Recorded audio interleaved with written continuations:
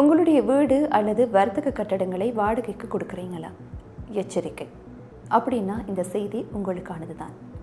உங்களுக்கு தெரியாமலே உங்களுடைய சொத்துக்கள் சட்டவிரோத செயற்பாடுகளுக்கு பயன்படுத்தப்படலாம்.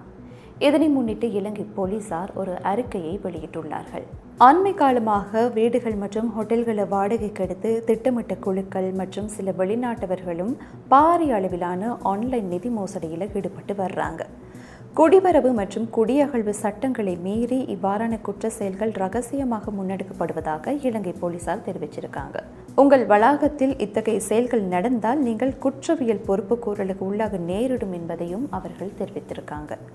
போலீஸ் கட்டளை சட்டத்தின் 76வது பிரிவின் கீழ் உங்கள் வீட்டில் தங்கியிருக்கும் நபர்கள் குறித்த தகவல்களை பெறுவதற்கு போலீசாருக்கு அதிகாரம் இருக்கு. குடும்ப உறுப்பினர்கள், வீட்டு பணியாளர்கள் அல்லது தற்காலிகமாக தங்கியிருப்பவர்களின் விவரங்களை அருகிலுள்ள போலீஸ் நிலையத்திற்கு வழங்க வேண்டியது வீட்டு உரிமையாளர்களின் சட்டப்பூர்வ கடமையாகும் என அந்த அறிக்கையில் குறிப்பிடப்பட்டுள்ளது. குடியிருப்பாளர்கள் மாறும்போது அதனை உடனடியாக போலீசாருக்கு தெரிவிக்க வேண்டும் என்றும் கூட அந்த அறிக்கையில் குறிப்பிடப்பட்டிருக்கு. குறிப்பிட்ட இந்த சட்ட நடைமுறைகளை பின்பற்றாமல் இருப்பது தண்டனைக்குரிய குற்றமாகும். ஆகவே நீங்கள் ஒருவரை வாடகைக்கு அமர்த்தும் போது அவர் தொடர்பான பின்னணி, அவர் எதற்காக வந்திருக்கிறார், அவருடைய நோக்கம் போன்ற விடயங்களை அறிந்து கொண்டு அதன் பின்னர் உங்களுடைய வீடுகளையோ அல்லது உங்களுடைய சொத்துக்களையோ வாடகைக்கு விடுவதுதான் சிறந்ததாக இருக்கும். இந்த முன்னெச்சரிக்கை நடவடிக்கைகள் உங்களை நிதி மோசடிகள் மற்றும் சட்ட சிக்கல்களிலிருந்தும் பாதுகாக்கும்.